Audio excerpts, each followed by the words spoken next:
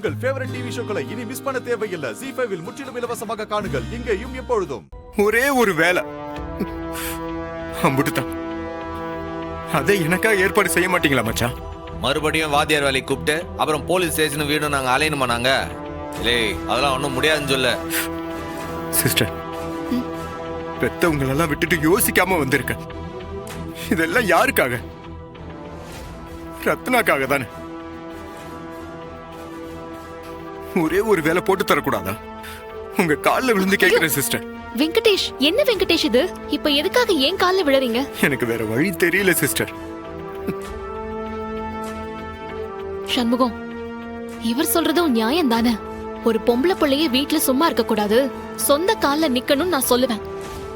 இவரு வீட்டுல சும்மா இருந்தா நல்லாவா இருக்கும்? உங்க ஸ்கூல்ல தான் 2 வேகன்சி இருக்குன்னு பேசிக்கிட்டீங்கல்ல, ரத்னா கிட்ட பேசி அதுல ஒரு போஸ்ட்ல இவரை போட சொல்ல வேண்டியதானே? இல்லை, ஸ்கூலை பொறுத்த வரைக்கும் ஒருத்தரை வேலைக்கு எடுக்கிறதும் சரி, ஒருத்தரை வேலையை விட்டு தூக்குறதும் சரி, அது ரத்னாவுடைய முடிவு தான்.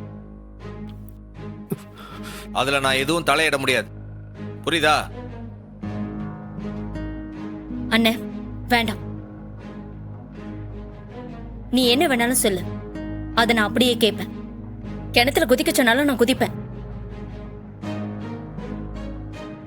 ஏன்னா நீ ஒரு வார்த்தை சொல்லிட்டா அதை நான் தட்ட மாட்டேன். ஆனா தயவு செஞ்சு இந்த மனுஷனுக்கு வேலை கொடுன்னு மட்டும் சொல்லிடாத. நிச்சயம் என்னால் அது முடியாது.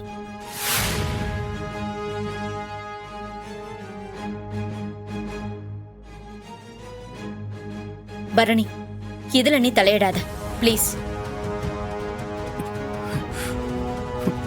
ZEE5 ஆப்பை டவுன்லோட் செய்து அனைத்து எபிசோடுகளையும் இலவசமாக பாருங்க.